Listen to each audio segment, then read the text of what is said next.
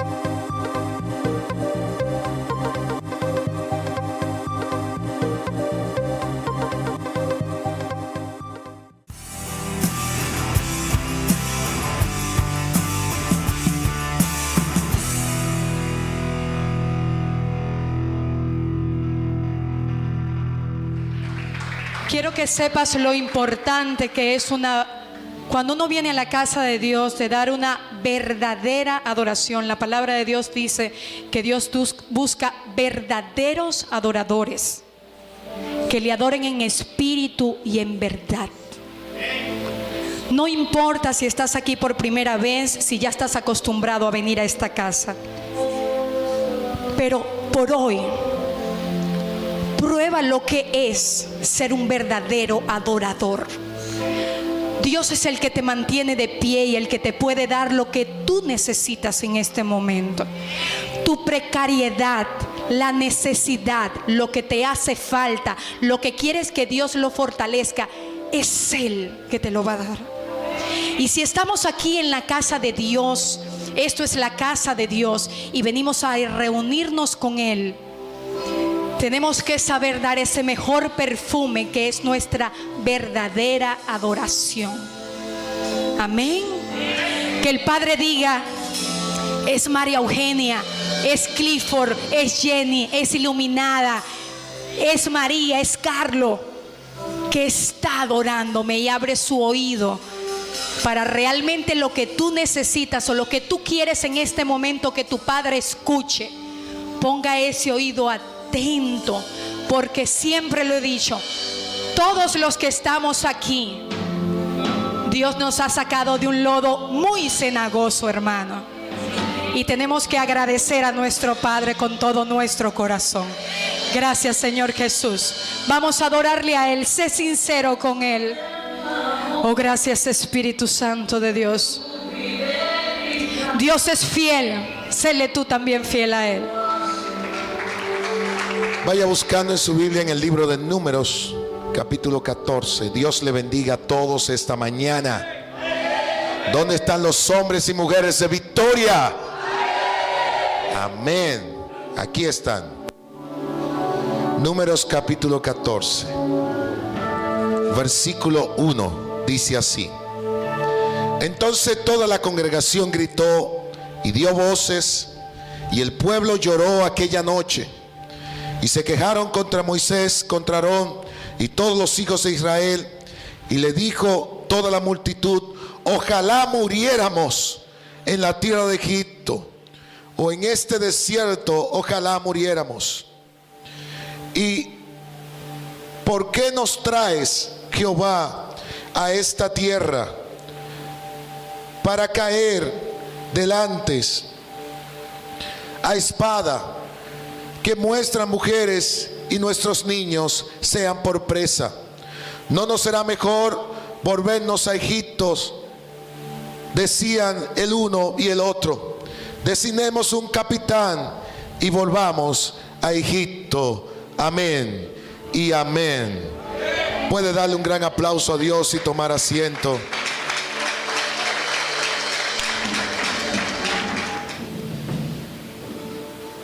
La vida de todo cristiano es marcada al llegar a los pies del Señor con una decisión. Ninguno de nosotros vino inocentemente a los pies de Dios. Ninguno de nosotros no sabíamos en qué íbamos a entrar, ni a dónde íbamos a ir. Lo que sí teníamos seguro era de que teníamos que tomar una decisión de aceptar a Cristo en nuestro corazón. El pueblo de Dios conocía que Dios lo había introducido a Egipto. Sabía que Dios lo había llevado a ese lugar. Pero ese lugar se volvió hostil. Se volvió un lugar de prisiones, un lugar de esclavitud. Y por causa del clamor del pueblo, Dios decide sacarlo de Egipto. Le muestra su gloria en el desierto. Lo lleva por el camino dándole maná, pan de nobles, como dice la Biblia. Pan preferido del cielo de Dios, carne, agua. Y a pesar de todo le mostró su gloria en el monte Sinaí. Pero aún estando frente a la gloria del Señor, ellos fallaron a Dios porque decidieron adorar lo que veían. Ellos estaban viendo la gloria de Dios, pero la echaron a un lado. Veían que se manifestaba la nube en el monte, pero decidieron levantar una estatua y adorar a otro Dios, sinónimo de que tenían todavía las raíces de Egipto. Había llegado el tiempo en que Dios se había sentido mal. En el capítulo 32 de Éxodo, y Dios le dice a Moisés: yo lo voy a arraigar de la tierra, lo voy a quitar, y te voy a dar una generación nueva, una generación de hombres y mujeres fuertes, para que posean la tierra que yo le voy a dar. Moisés se tira delante del Señor y le dice al Señor: Señor, si tú matas a toda esta generación, los pueblos se van a burlar, los pueblos van a decir: mira, lo sacó, y como no pudo introducirlo en la tierra prometida, lo vas a matar en el desierto. Dios, viendo como Moisés había clamado, le dijo: no lo voy a exterminar, pero aquel que se haya levantado en contra de mí será borrado de mi libro, indicando de que Dios borra a aquellos que no le aman, de que Dios quita a aquellos que no desean estar con Él, de que Dios no desea ni quiere estar con aquel que no quiere estar con Dios. Salieron del monte Sinaí. No se había levantado el tabernáculo todavía. Había un lugar que era el lugar de reunión, que era una carpa que tenía Moisés. Y cuando llegaron a la orilla de la tierra de Siná, dice el libro de Deuteronomio capítulo 1, que ellos dijeron: vamos a entrar a la tierra para verla, para ver qué hay. Y Dios, conociendo lo que había en su corazón, en Números capítulo 13, le dice a Moisés: elígeme uno de cada tribu para que vaya y chequee la tierra, para que vea los pueblos, vea los caminos y vuelvan. Moisés coge a uno de cada tribu e incluye a Josué, que no era príncipe de ninguna tribu, pero era un siervo fiel. Y cuando lo incluye, se van a examinar la tierra. Ven que la tierra tiene grandes frutos, ven que la tierra tiene grandes caminos. Pero pasaron por Hebrón y vieron los hijos de Enán. Y al ver los hijos de Enán, de los descendientes de los gigantes, hombres grandes, dice la palabra de Dios que eran hombres tremendamente grandes, habían en ese lugar. Cogieron los frutos y llegaron delante de Moisés. Y al llegar delante de Moisés le dijeron: Moisés, la verdad que la tierra fluye leche y miel, la verdad que la tierra es bendita, pero hay un problema. Ese pero es un problema en la vida de todo cristiano. Pero Dios va a hacer algo, sí, pero ¿qué? Dios va a hacer algo, sí, pero ¿cuándo? Dios va a hacer algo, sí, pero ¿a dónde? Ese pero se ha formado en un problema en la vida de todo cristiano, porque tendemos a cuestionar lo que Dios va a hacer, tendemos a cuestionar lo que Dios hará en nuestras vidas, Y yo quiero hacer una pregunta. ¿No es Él Jehová Dios de los ejércitos? ¿No es Él el que todo lo puede? ¿No es Él el Dios de la grandeza? ¿No es Él el Dios todopoderoso? Entonces dice la palabra de Dios que ellos explicaron delante de todos: oigan, miren los frutos que traemos. La tierra es bonita, pero nosotros parecemos langostas. Para el buen dominicano, una esperanza. Eso se le llamaba langosta en la Biblia, la esperanza. Un animal tan pequeño. Parecemos esperanzas delante de esos gigantes. Y dice la palabra de Dios que comenzaron a llorar y comenzaron a gritar y comenzaron a decir: ¿por qué no nos morimos aquí? ¿Por qué no nos morimos en Egipto? Van a morir nuestros hijos, van a morir nuestras mujeres. Y dice la palabra de Dios ahí en el capítulo 14 de Números que Moisés y Aarón se arrodillaron en el suelo, y Josué y Caleb rasgaron su vestidura. Y Caleb dijo lo siguiente: si Jehová se agrade, versículo 8 del 14, si Jehová se agrade de nosotros, Él nos llevará a esta tierra y nos la entregará, tierra que fluye leche y miel. Por tanto, no seáis rebelde contra Jehová, ni temáis al pueblo de esta tierra, porque nosotros lo comeremos como a pan. Di conmigo: lo comeremos como a pan. Algunos decían que eran langostas y ellos dicen: no lo vamos a comer como a pan. Su amparo se ha apartado de ellos, y con nosotros está Jehová. No le temáis. Nada más y nada menos tenía que hablar Caleb, que significa perro obediente, leal. Josué, el siervo que nunca se apartó de Moisés. Pero mi trazar de la Biblia de hoy no es simplemente hablarte de esa historia, sino hablarte de las cosas que se nos presentan en la vida, de las cosas que marcan nuestras vidas. Cada día es un desafío, cada momento es un desafío, cada lugar es un desafío, cada pensamiento es un desafío. Y Jehová necesita que hoy se levanten personas como Josué, personas como Caleb, que entiendan que aunque hayan personas gigantes, que aunque haya problema en aquel lugar, que aunque se levanten vicisitudes, Jehová está de nuestro lado. La incredulidad es lo opuesto a la credulidad. La incredulidad es lo opuesto a la fe.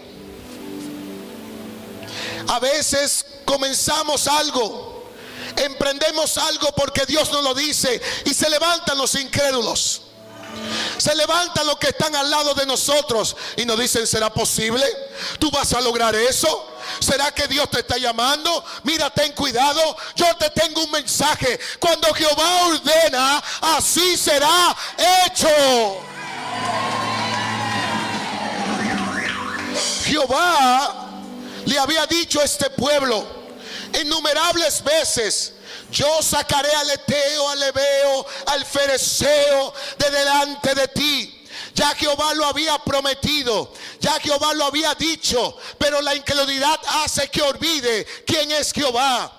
La incredulidad hace que olvide quién es tu Dios. La incredulidad hace que olvide por quién estás aquí. La incredulidad hace que olvide quién es que te bendice. La incredulidad hace que olvide quién te mantiene de pie. La incredulidad hace que olvide por quién estás respirando. La incredulidad hace que lo olvides. ¿Sabe, hermanos? Cada vez que he tenido que comenzar un proyecto de Dios, no se crea que ha sido fácil. No porque soy yo que lo hago, porque no es fácil cuando eres tú que lo haces. Cuando Dios te ordena un sitio, ya Dios ha preparado todo, ya Dios ha determinado todo. Pero es necesario que nuestra fe sea probada a nuestra credulidad. Dios quería probar la fe del pueblo. Ya Dios lo mantenía en el desierto, pero al alejarse de la presencia de Dios, el hombre y la mujer que se aleja de la presencia de Dios comienza a dudar. El hombre y la mujer que se aleja de la presencia de Dios comienza a negarse a lo que Dios puede hacer. Alguien me dijo en esta iglesia en días pasados: pastor, cuando yo me he sentido más débil, ¿sabe qué yo hago? Yo me voy a la presencia de Dios. Qué interesante, hermanos. Si todos practicáramos ese hábito de cuando no entendemos nada, no vamos a la presencia de Dios, ¿qué pasaría en nuestras vidas? ¿Qué pasaría en el cambio de lo que hacemos? Yo creo que lo que nosotros hacemos y decimos cambiaría. Cambiaría su objetivo, cambiaría su manera de actuar, porque sabemos que en Dios no hay duda, en Dios no hay sombra de variación. Y dice la palabra de Dios que todas las cosas en Dios son sí y amén. Son sí y amén. Dios nunca, oiga bien, Dios nunca aprueba los planes humanos por causa de falta de fe y de grandeza. Porque los planes del hombre y de la mujer son limitados. Si no es que el hombre piensa en escasez todo el tiempo, en limitaciones todo el tiempo. Y cuando Dios obra, Dios piensa en grandeza. Pero Dios quería que ellos vieran lo grande del terreno, que observaran y dijeran: wow, Dios, esto es lo que tú nos vas a dar. No, al contrario, mira quién está ahí.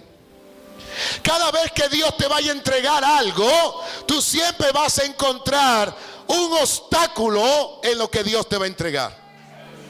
¿Sabe por qué? Porque Satanás sabe que cuando tú entiendas de que Dios es un Dios de grandeza, entonces serás imparable, serás indetenible. No va a haber forma de que te detengan. Si vamos a la palabra de Dios, la incredulidad hasta no puede, hermano, quitar la fe. No puede quitar la salvación. No quita el objetivo de Dios. ¿A quiénes vieron ellos al entrar? ¿Qué vieron ellos? En vez de oponer en lo que Dios iba a hacer, vieron cómo lo vamos a hacer. ¿Qué es lo que vamos a hacer?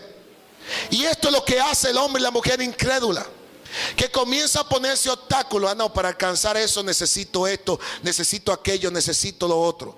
Alguien me dijo una vez, un empresario me dijo: cuando tú piensas lo que no tienes, lograrás nunca lo que no puedes.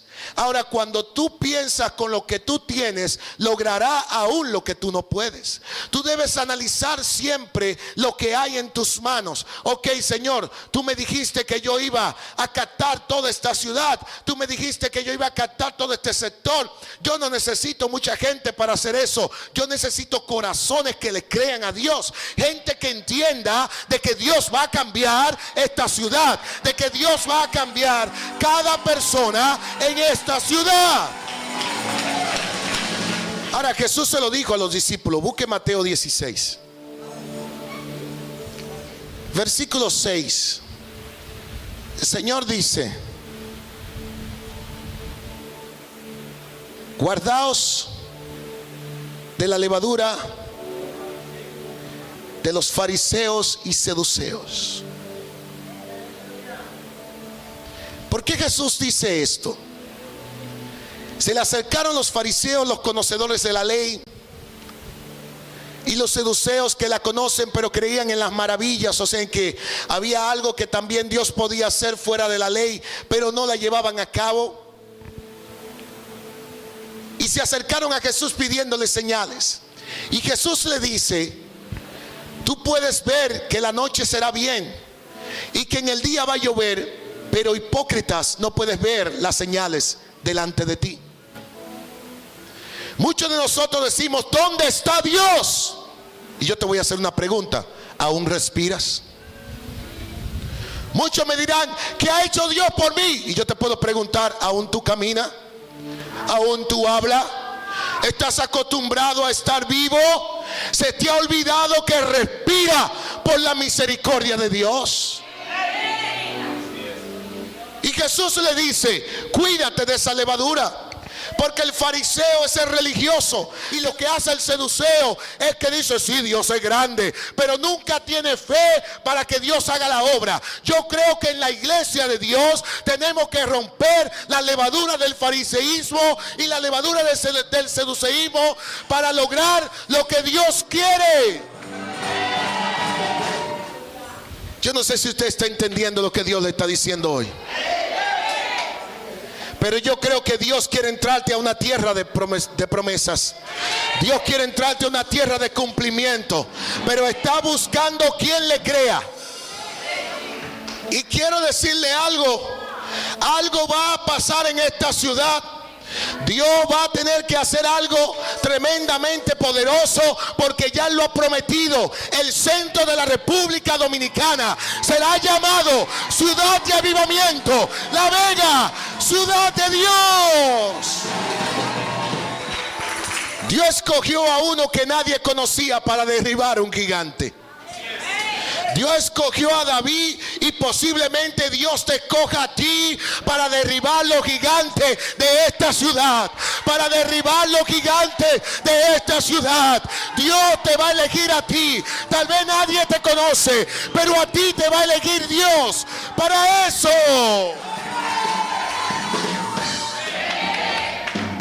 Oiga bien, Dios no estaba castigando al pueblo por el pecado, porque el pueblo había pecado muchas veces. Dios lo estaba castigando por su incredulidad.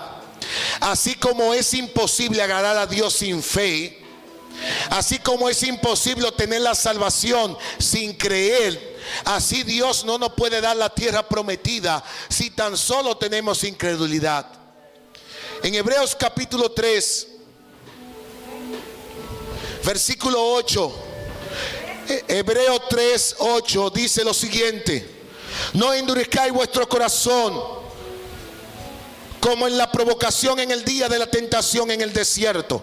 Está hablando de este día. Dile al que está a tu lado: no endurezca tu corazón. Sabe que la incredulidad engendra dureza de corazón. Usted le dice a la gente: Dios va a hacer eso, y le dice: ¿usted cree? Claro que Dios cree, hermano. Y si Dios lo cree, yo lo creo también.